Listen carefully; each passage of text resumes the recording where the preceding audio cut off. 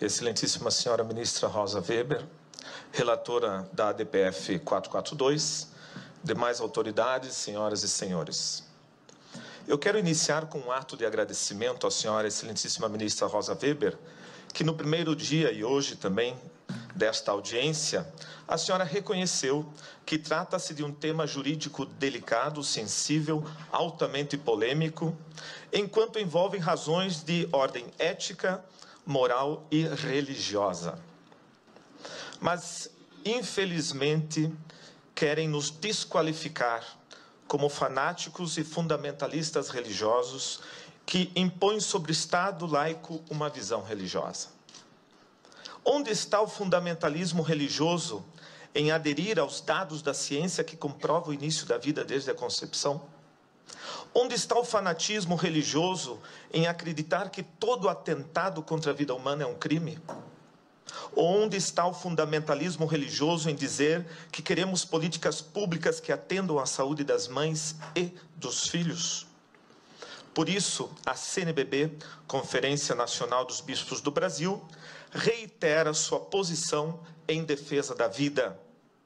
Esta vida humana, com toda a sua integralidade, dado científico, com toda a dignidade, artigo 1º da Constituição, com toda a inviolabilidade, artigo 5º da Constituição, desde sua concepção até a morte natural.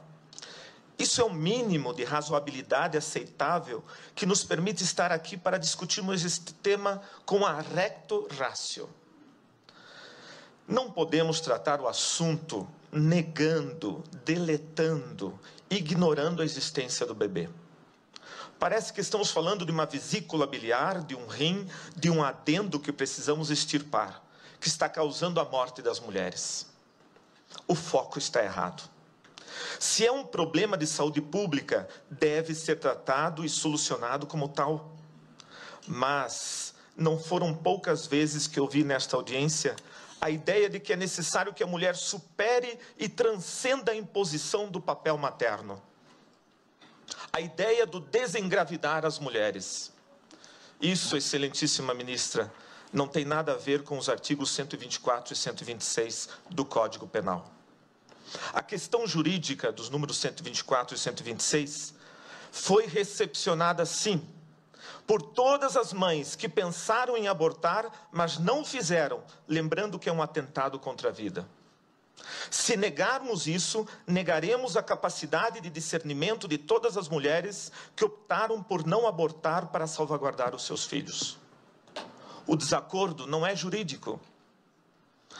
Desabilitando os já referidos números do Código Penal, este Supremo Tribunal Federal estaria desacreditando na consciência reta que tutela a vida mais frágil e inocente que é a vida do bebê. O problema é que ninguém quer nominar esse inocente. Ele está apagado, deletado dos nossos discursos para justificar esse intento em nome da autonomia e liberdade da mulher. Mas a criança em desenvolvimento, na 12ª semana, é uma pessoa, uma existência, um indivíduo real, único, irrepetível. E provavelmente, naquele momento, a mãe já escolheu o nome para o seu filho.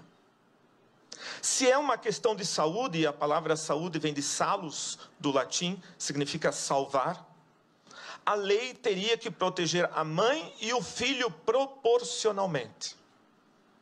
Como este Supremo Tribunal Federal vai explicar a permissão da pena capital a um ser humano inocente e indefeso para justificar a nossa incapacidade de políticas públicas de proteção à saúde reprodutiva da mulher? É assim que o Supremo Tribunal Federal vai garantir a inviolabilidade do direito à vida, dando uma arma chamada autonomia, para que homens e mulheres, no seu bel prazer, interrompam a vida das crianças até a 12ª semana, sem precisar dar nenhuma satisfação do seu intento predatório. Esperamos que não, pois o direito à vida é o mais fundamental de todos os direitos.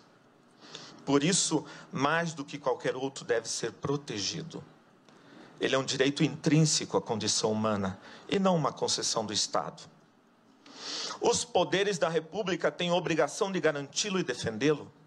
E não compete a nenhuma autoridade pública reconhecer seletivamente o direito à vida, assegurando a alguns e negando a outros. Essa discriminação é iníqua e excludente.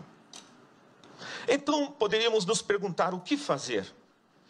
Urge combater as causas do aborto, através da implementação e aprimoramento de políticas públicas que atendam eficazmente as mulheres, nos campos da saúde, da segurança, da educação sexual e entre outros, especialmente nas localidades mais pobres do Brasil.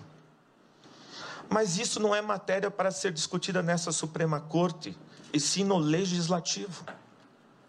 Em todo caso, eu convido a senhora, excelentíssima ministra Rosa Weber, que antes de tomar sua decisão, conheça pessoalmente ao menos uma das casas pró-vida que começam a se espalhar pelo Brasil.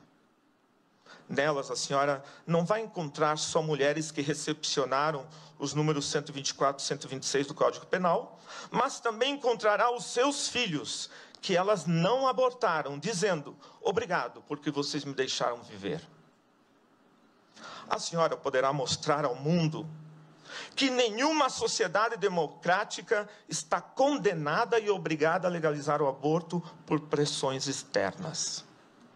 Poderá mostrar que nosso país não se rebaixa para interesses estrangeiros sobre a nossa soberania. Nós também somos capazes de produzir projetos sociais alternativos para ajudar as mães a gerar e cuidar dos seus filhos. Essas iniciativas já estão demonstrando que é muito mais eficaz, menos oneroso ao Estado e altamente salutar às mães. Porque é muito pior dar um trauma a mais a esse drama pelo resto de suas vidas. É uma pena que o Estado e muitas instituições ficaram tão obcecados e limitados com a estreita visão do aborto e da sua legalização, que se pensássemos o uso dessas verbas para projetos alternativos de cuidado e acompanhamento, de casas de acolhida, hoje estaríamos com uma visão diferenciada. Algumas destas casas, Casa Pró-Vida Mãe Imaculada em Curitiba, Casa Luz em Fortaleza, Casa Mater Rainha da Paz em Canoinhas, Associação Guadalupe em São José dos Campos e muitas outras que eu passei a lista. Nós estamos aqui porque fazemos parte da maioria dos brasileiros que são movidos sim pela fé em Deus, mas também pelo cuidado e defesa da vida. Por essa fé não medimos esforços nos gestos de verdadeira solidariedade, justiça e fraternidade. Pedimos como CNBB que essa Suprema Corte não permita a descriminalização do atentado contra a vida nascente. Em nome de muitas mulheres que infelizmente morreram por causa do aborto, aqui foram lembrados no último dia, são perdas irreparáveis.